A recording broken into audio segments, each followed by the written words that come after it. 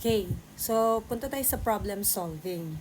So yung kahapon na na-discuss ko is about quadratic function. Basta nakita mo yung word na maximum at saka minimum. No? Pero ngayon, sa number 1, try natin kung ito ba isang function or equation.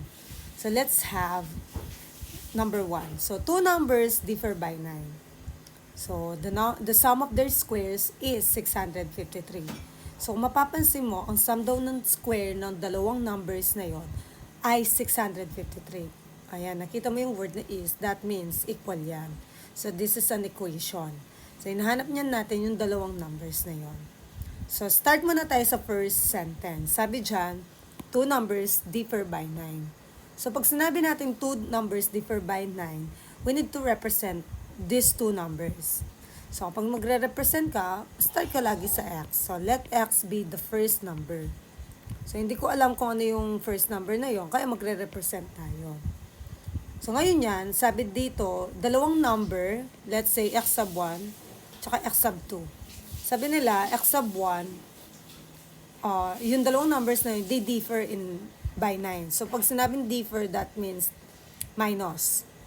Tama? So magma-minus ka. Pag minus mo yon, 9 na makukuha mo. So yung difference ng dalawang number na yun is 9. So ngayon, let's say yung x natin is nandyan na, given na. So ang gagawin natin, so kunyari, ang hinahanap ko is x sub 1. Transpose natin yung itong negative x sub 2. Let's say, may number na tayo doon. So pag transpose ko yun, magiging x is equal to 9 plus x. Tama? So, yung isang number natin yan, yung pangalawang number natin, is magiging 9 plus x, or x plus 9. So, 9 plus x, or x plus 9, kasi pwede naman baligtad to, unlike kapag minus yan, hindi pwedeng baligtad. So, be the second number. Okay? In-explain ko lang siya kung paano, bakit nag-add tayo, eh di ba difference naman? Eh kaso, once ginawa mo yan in an equation, katulad nito, dalawang x yon. Kapag minus mo daw, you will get 9. So, transpose natin yung isang x, magiging 9 plus x. Kaya, yung second number natin is x plus 9 or 9 plus x. Okay? So, tapos na tayo sa representation. Punta niyan tayo sa equation. So, sa equation yan, titingnan natin yung second sentence. Second sentence natin, the sum of their squares. So, ang tinutukoy niya dito, these are the two numbers. So, yung dalawang numbers na nirepresent natin kanina is x at saka x plus 9. Eh, sabi natin dyan, the sum.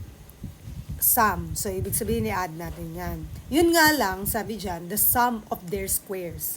So, pag sinabi natin squares, that is an exponent. So, exponent. Square is 2. So, that means, ang exponent niya ay 2. Yung sum daw ng squares ng dalawang number na to, ay is, kasi pag sa math, pag sinabing is, equal yon, is 653. So, equals natin ng 653 yan. So, yan yung magiging equation natin. Okay? So, once na nakuha na natin equation, kailangan natin isolve yung two numbers. So, equation natin magiging x squared dyan, plus, expand natin to, yung x plus 9 squared. So, kapag in-expand natin yan, x squared lang yan. So, usog lang natin, i-formulate na natin yung equation, no? So, para expand na natin yung equation, para yun na yung gagamitin natin. So, kung expand natin yan, magiging x plus 9 squared. So, kapag parehas na parehas yan, sa square binomial, gagawin mo lang x squared, tapos multiply it by itself, 9 times 9, 81. Tapos ito, x times 9, that's 9x. So, times 2 mo lagi yan, dalawang 9x. So, that is 18x. So, magkakaroon tayong x squared plus 18x plus 81 is equal to 653. Ngayon, combine similar terms, dalawa yung x squared natin, kaya magiging 2x squared dyan. Plus 18x plus 81. So, transpose din natin itong 653 sa kabila, magiging negative 653 yan. equals 0. So, combine na naman natin itong dalawang ito kasi parehas silang constant. Kaya magiging 2x squared plus 18x negative 572 equals 0. Yan yung magiging equation natin yan. Ito yung susundan natin. Okay, ngayon, solve natin yung dalawang numbers na yon. So, 2x squared plus 18x minus 572. Ngayon, ganito ang gagawin mo. Always double check yung numerical coefficient mo. Kung napansin mo, yung numerical coefficient mo are divisible by a certain number. Divisible siya by a certain number. Pasensya na. Ang gagawin lang natin dyan is divide na natin para mas mapaliit yung pagpa-factor natin. If ever magpa-factor tayo or gagamit tayo ng quadratic formula. Kasi the more na mas malaki yung number, yung mga numerical coefficient mo, mas mahihirapan ka. Okay? So, check mo muna kung meron bang pwedeng mag-divide sa mga numerical coefficient mo. Tulad nito, 218 and 572. As you can see, 218 and 572 are even numbers. So, pwede natin silang i-divide ng by 2. So, lahat sila are divisible by 2. So, i-divide na natin yan para mas mapaliit yung numerical coefficient ng ating mga terms. So, tulad nito, 2 divided by 2, that is x squared only. Kasi 1x squared na lang yan. Plus, 18 divided by 2, that is 9x. 572 divided by 2, that will give us 286 is equal to 0. So, see, mas madali siya kesa kapag 2 yung given mo. Pero kung ayaw mong i-divide yun, pwede naman, okay lang naman. Kasi, you will still get the same answer. Ngayon, solve na natin yan. So, meron na tayong quadratic equation.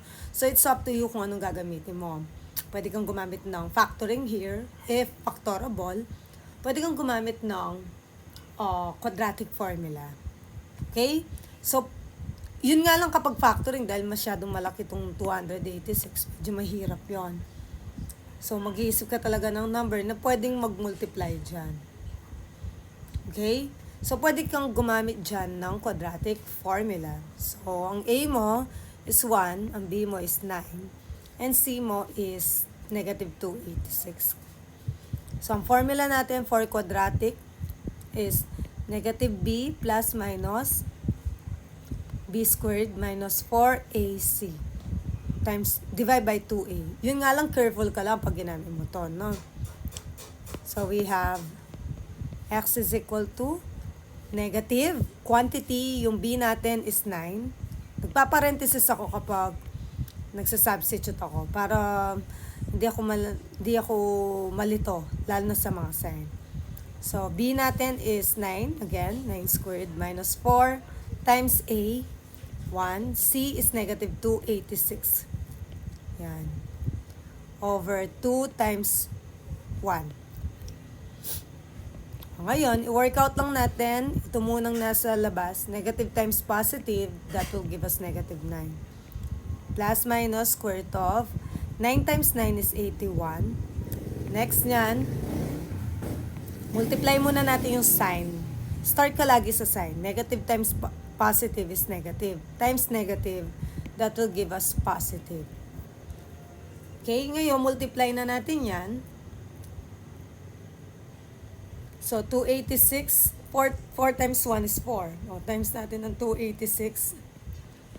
So, 4 to, 32, 34.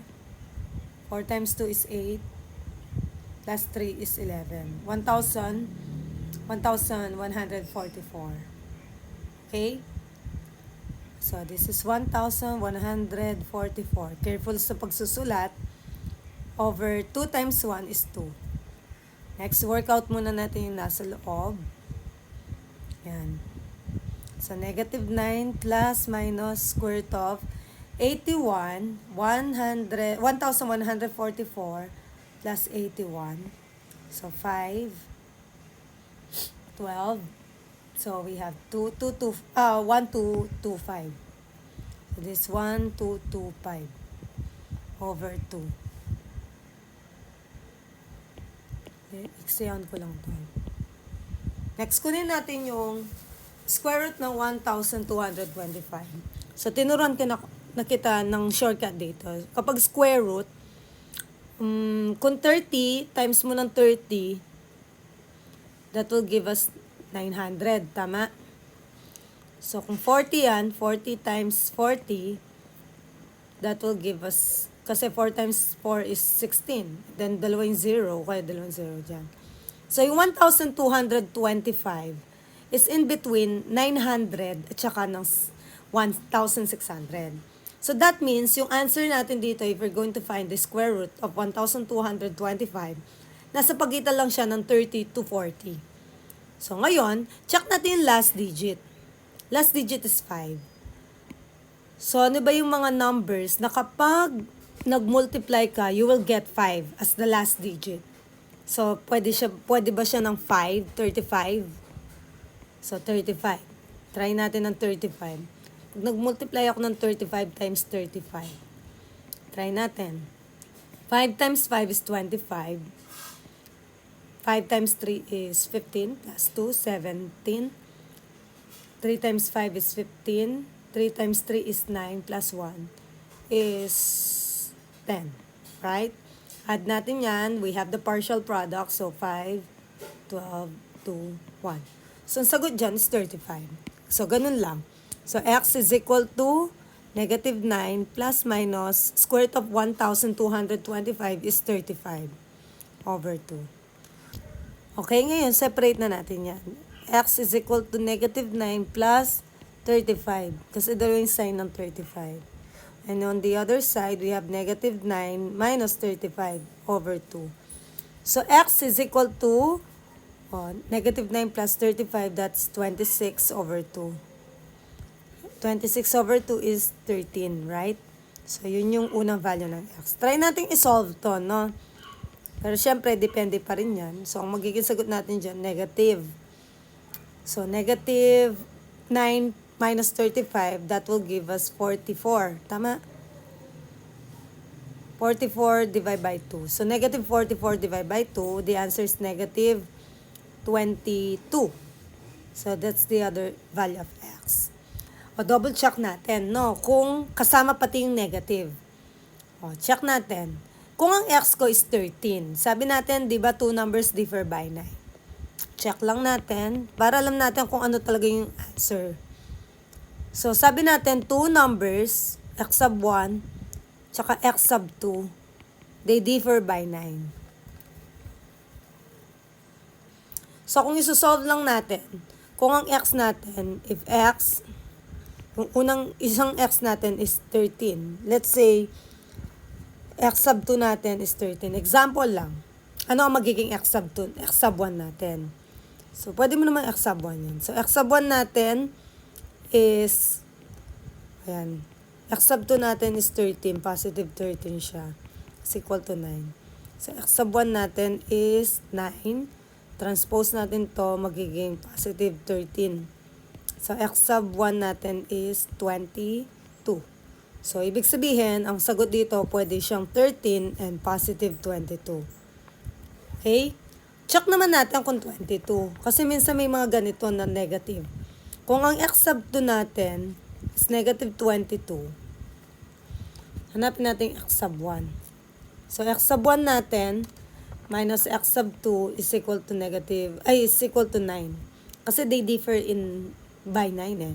So, x sub 1 natin is, hindi natin alam. So, solve natin yon. Minus x sub 2. X sub 2 is negative 22.